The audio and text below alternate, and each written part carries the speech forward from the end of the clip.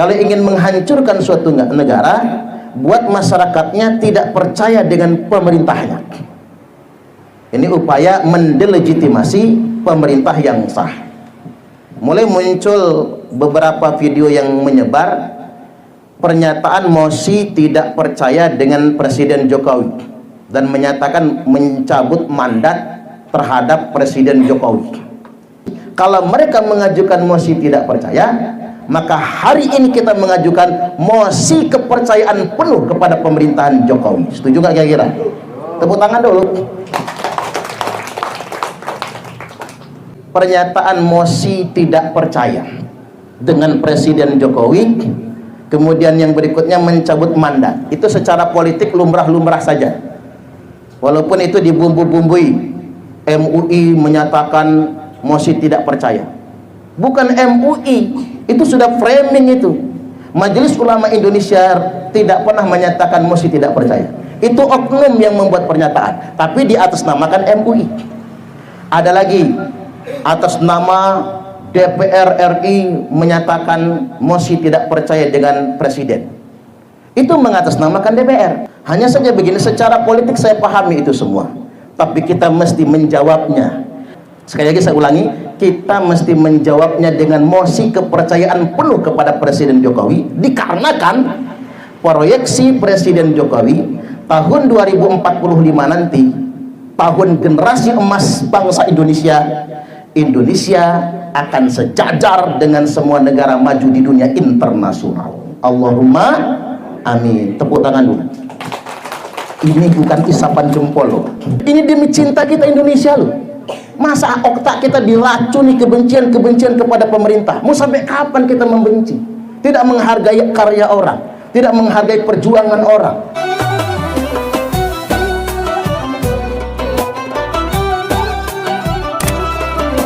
Ada 4 pilar berbangsa dan bernegara kita. 1, Pancasila sebagai ideologi negara.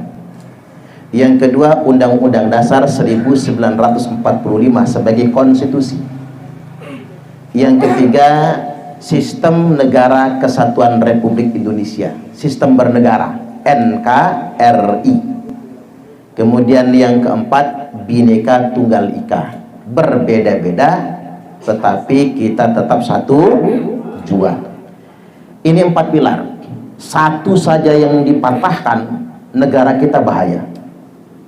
Apalagi 4-4-nya digembosin, 4-4-nya dipatahkan, hancur negara kita. Pertama, ideologi negara. Banyak paham-paham yang merekrut masyarakat untuk tidak percaya dengan Pancasila dan berani mengeksploitasi agama untuk mengkafir-kafirkan Pancasila. Itu merupakan upaya untuk meruntuhkan negara kita. Ya orang awam percaya aja, mau pakai agama diadu-adu sama Pancasila. Ini perusak-perusak itu berani betul memanipulasi agama untuk memanipulasi orang awam. Yang kedua, konstitusi negara kita. Mulai Undang-Undang Dasar 1945 diotak-atik. Makanya saya ini termasuk orang yang berpaham anti amandemen. Kalau bisa jangan pakai amandemen lah. Kalau mau ditambah kurangi penjelasannya saja.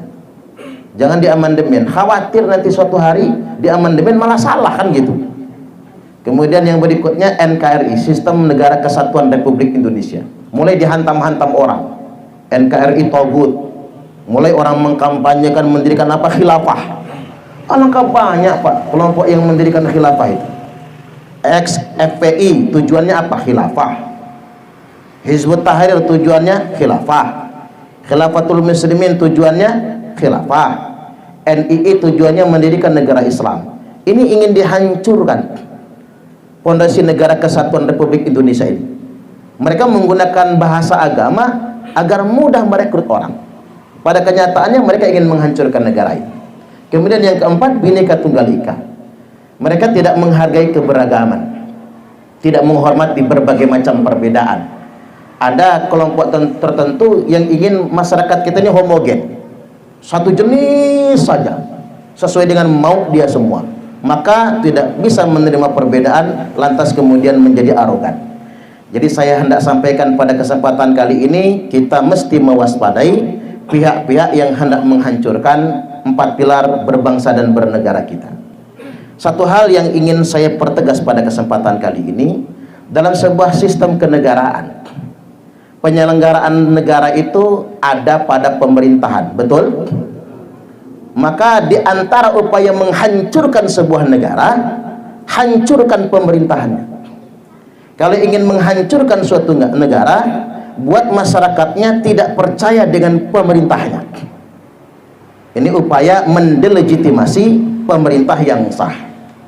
Mulai muncul beberapa video yang menyebar pernyataan mosi tidak percaya dengan Presiden Jokowi dan menyatakan mencabut mandat terhadap Presiden Jokowi.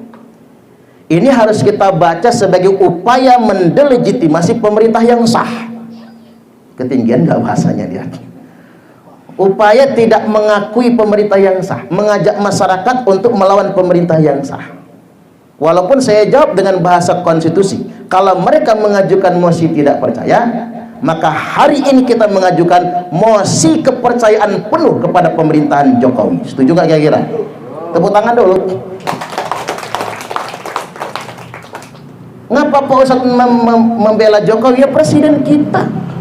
Kalau saya konsisten, siapapun presidennya saya dukung.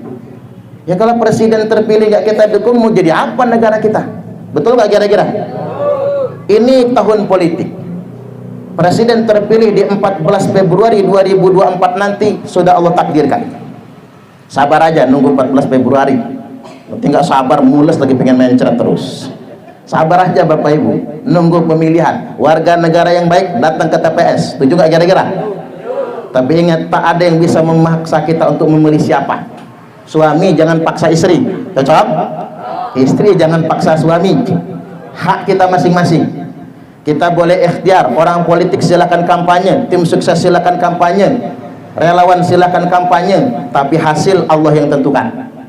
Kita tinggal menyempurnakan ikhtiar. Sudah muncul nama-namanya: Ganjar Pranowo, Prabowo Subianto, Anies Rashid Baswedan. Siapapun dari 3 nama itu pasti sudah Allah takdirkan. Percaya nggak? Kalau nggak percaya nggak punya iman berarti kan? Kalau percaya ada iman, siapapun. Walaupun kalau saya boleh milih, ingin menyatakan sekarang, tapi bukan kampanye ini. Kalau saya maunya saya yang jadi presiden itu. Kalau saya jadi presiden, Pak Suparno langsung jadi menteri dalam negeri, Pak Basridina Menkumham, Kiai Pak Izin langsung jadi menteri agama. Wah. Ya dong, kalau maunya saya kan begitu. Cuman kan maunya kita nggak bisa kita paksa dengan maunya orang, betul? Saya aja nggak bisa maksa Bapak Ibu, nggak bisa. Hukum dunia orang punya kebebasan masing-masing. Kita semua merdeka. Mau hartanya triliunan, mau emasnya seton di rumah, hak pilihnya cuma untuk 1 suara. Betul nggak kira-kira? Kita sama, mau kedudukannya tinggi, mau dia darah biru, darah hijau, sama hak suaranya dengan yang darah merah. Kita sama, punya hak konstitusi yang sama, maka nggak boleh maksa. Dia balik lagi, pernyataan mosi tidak percaya dengan Presiden Jokowi. Kemudian yang berikutnya mencabut mandat. Itu secara politik lumrah-lumrah saja. Walaupun itu dibumbu-bumbui. MUI menyatakan mosi tidak percaya. Bukan MUI, itu sudah framing itu. Majelis Ulama Indonesia tidak pernah menyatakan mosi tidak percaya. Itu oknum yang membuat pernyataan, tapi di atas namakan MUI. Ada lagi atas nama DPR RI menyatakan mosi tidak percaya dengan presiden. Itu mengatasnamakan DPR. Memang secara politik Bapak Ibu, yang sah menyatakan mosi tidak percaya itu DPR mestinya, nggak bisa masyarakat sipil. Hanya saja begini, secara politik saya pahami itu semua, tapi kita mesti menjawabnya. Indonesia ini sebetulnya, sekali lagi saya ulangi, kita mesti menjawabnya dengan mosi kepercayaan penuh kepada Presiden Jokowi, dikarenakan proyeksi Presiden Jokowi tahun 2045 nanti, tahun generasi emas bangsa Indonesia, Indonesia akan sejajar dengan semua negara maju di dunia internasional. Allahumma amin. Tepuk tangan dulu. Ini bukan isapan jempol loh. Kalau Bapak Ibu searching di Google, siapa kepala negara di dunia yang paling populer? Yang ranking 1 Joko Widodo. Paling populer. Populernya bukan bikinan, bukan endorse, bukan. Tapi orang mengapresiasi kinerja hampir 10 tahun Pak Jokowi. Apa yang diapresiasi? Mulai dari penanggulangan COVID-19. Indonesia paling sukses menanggulangi COVID-19 dan Indonesia paling berhasil menyeimbangkan ekonomi. Banyak negara bangkrut gara-gara COVID. Indonesia nggak bangkrut. Kemudian yang berikutnya pertumbuhan ekonomi yang stabil, yang lebih mencengangkan lagi. Pak Jokowi telah menyatukan Indonesia melalui pemerataan pembangunan. Nek mbiyene pembangunan itu Jawa sentris. Mbiyen itu. Bahkan kalau mau jadi pegawai saja ngapura, harus orang Jawa zaman dulu. Itulah mengapa nama saya Suparman padahal orang Komri. Biar mudah jadi pegawai. Suparman kali Suparno, kakang Adi itu, kakang Adi. Pak Suparno kakangnya, Suparman adiknya itu ya. Mudah kalau jadi PNS zaman itu, karena mesti Jawa. Dulu pembangunan di Jawa fokusnya, sekarang Sumatera dibangun. Jalan tol Trans Sumatera. Kita sudah bisa menikmatinya sampai Sumatera Selatan Palembang.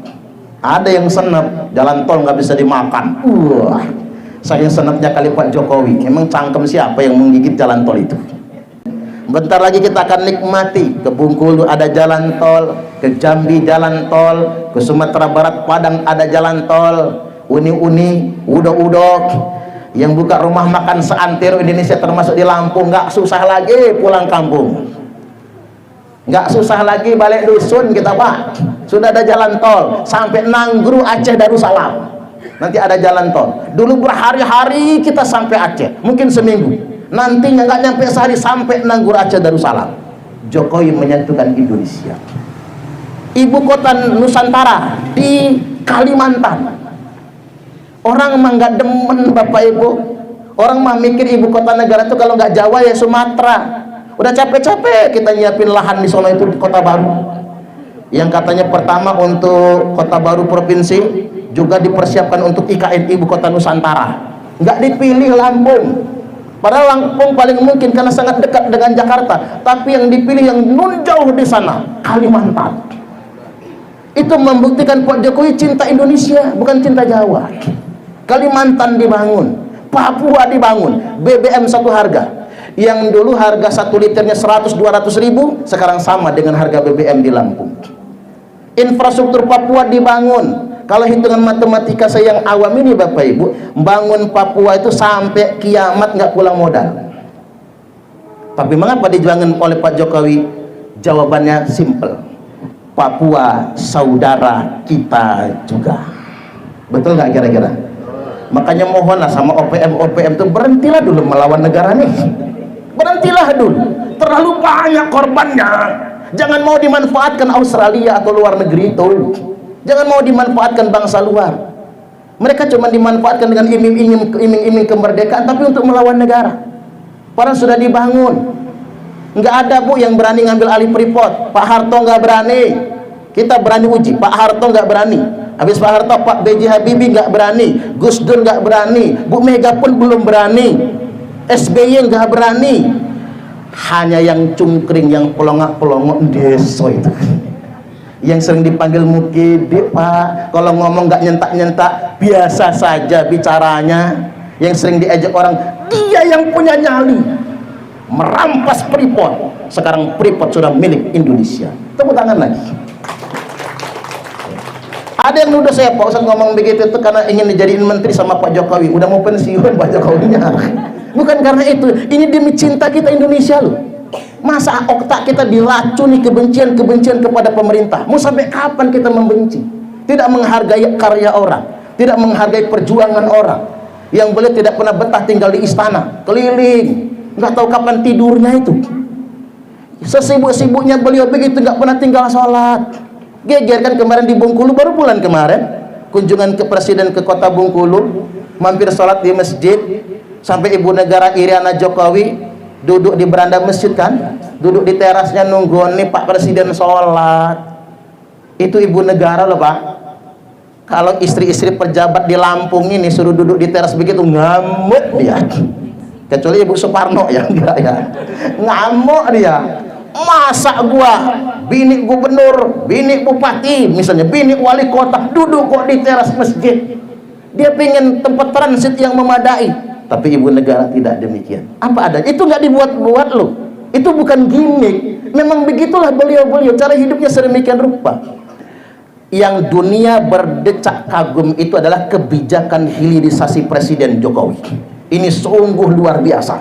Mengapa demikian? Saya ambil contoh. Larangan ekspor nikel. Negara-negara Eropa, Amerika teriak semua. Mereka ribut semua. Karena itu merugikan produksi mereka. Mereka gugat ke pengadilan internasional, Indonesia kalah. Lapor menterinya, Pak Presiden kalah Indonesia. Kata Pak Jokowi, maju lagi.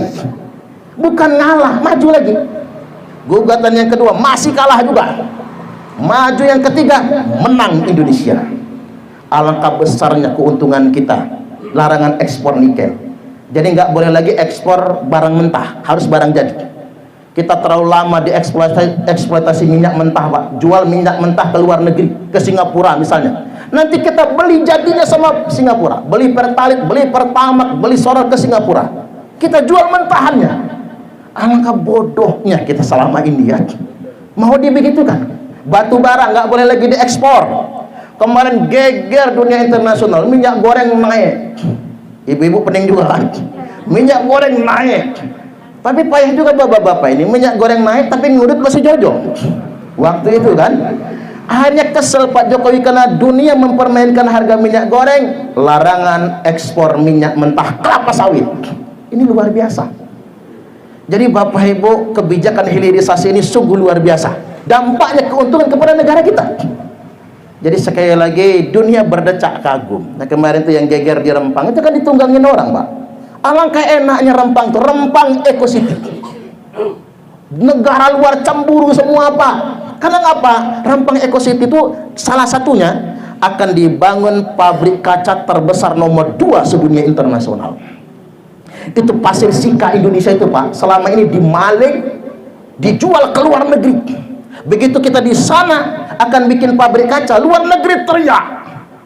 Diprovokasilah masyarakatnya. Padahal kalau Rempang Eco City itu benar-benar terjadi, masyarakatnya sejahtera semua. Kan di sana kan bukan mereka itu diusir kemudian terlunta-lunta, dikasih tanah, dibikinkan rumah tipe 45. Nanti anak-anak warga di sana akan kerja di perusahaan itu. Oh keren banget. Rempang Eco City itu kalau jadi akan menjadi kawasan industri yang kaya sekali di sana itu. Kita ini terlalu banyak provokasi, apalagi melibatkan pihak-pihak luar, melibatkan orang-orang yang nggak paham akan itu semua. Oke, saya tambahkan dikit lagi. Kalau Mosi tidak percaya itu hanya dalam perspektif politik, bisa kita maklumi. Kita gampang menjawabnya dengan Mosi kepercayaan penuh. Tapi ingat, ketika Mosi tidak percaya itu dibalut dengan agama, apalagi mengatasnamakan Majelis Ulama Indonesia misalnya, padahal cuma oknum yang mengatasnamakan. Bahaya Bapak Ibu, karena dalam bahasa agama, Mosi tidak percaya itu sama saja melepaskan tangan dari ketaatan kepada pemerintah yang sah. Ada dalil yang mengancam ini semua. Man khola'a yadan min ta'atin laqiyallaha yaumal qiyamati la hujjata lahu. Barang siapa yang membuat penegasan pernyataan, melepaskan tangannya dari ketaatan kepada pemerintah yang sah. Nyebutnya tadi Mosi tidak percaya tadi itu. Sengaja melepaskan tangannya dari ketaatan kepada pemerintah yang sah, laqiyallaha yaumal qiyamati la hujjata lahu. Dia akan ketemu Allah pada hari kiamat nanti tidak bisa berhujjah sama sekali. Tidak ada hujah baginya. Saya pernah contohkan di sini juga. Ada banyak dosa, kita boleh berhujah. Ambil contoh, ngapa kamu maling? Lapar ya Allah. Sudah 3 hari nggak makan nasi. Kemarin minta sama Pak Suparno nggak dikasih. Misal kan, di hari akhirat nanti Allah ampuni. Karena ngapa? Ada alasan. Ngapa kamu maling di Alfamart? Maling susu ya Allah. Anak saya sudah 2 hari nggak minum susu. cuman maling SGM, padahal ya Allah, umpama kan, ya polisi aja memaafkan loh Pak, kita aja memaafkan, apalagi Gusti Allah. Ngapa kamu berzina? Ngempet ya Allah, bini saya udah 3 tahun merantau ke Malaysia, belum waktunya pulang, ngempet rasanya. Ya masalah alasan berzinanya diterima atau tidak itu urusan Allah ya, tapi kita boleh berhujah. Tapi ada satu perbuatan maksiat yang kita gak boleh berhujah. Apa itu? Melawan pemerintah yang sah. Waman mata walaysa fi unuqihi bay'atun, barang siapa yang mati tidak ada di lehernya kesetiaan kepada pemerintah yang sah, mata mitatan jahiliyah, maka matinya mati jahiliyah. Hati-hati loh, mati dalam keadaan melawan pemerintah yang sah, mati jahiliyah.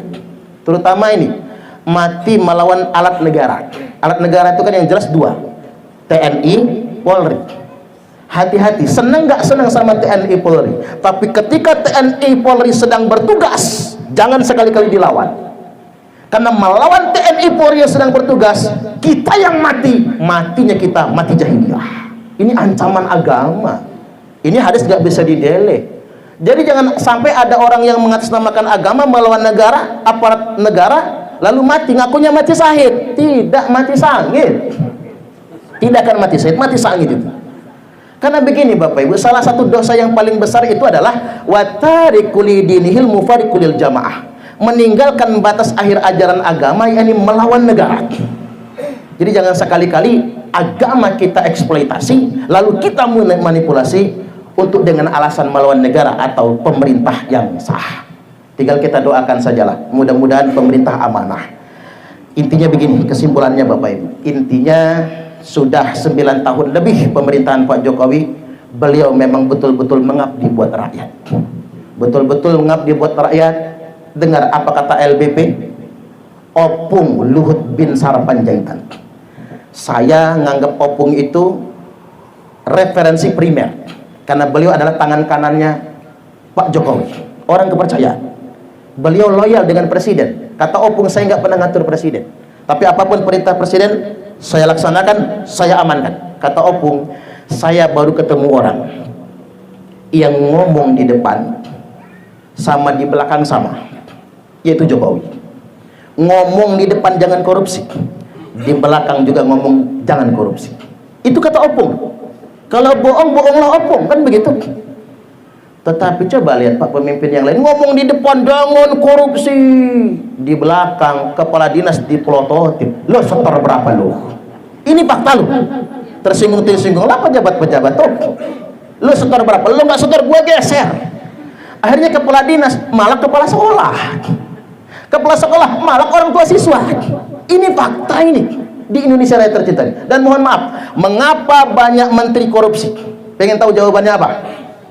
Menteri korupsi karena diperas oleh orang partai. Ini saya ngomong, big boss partai ngomong apa?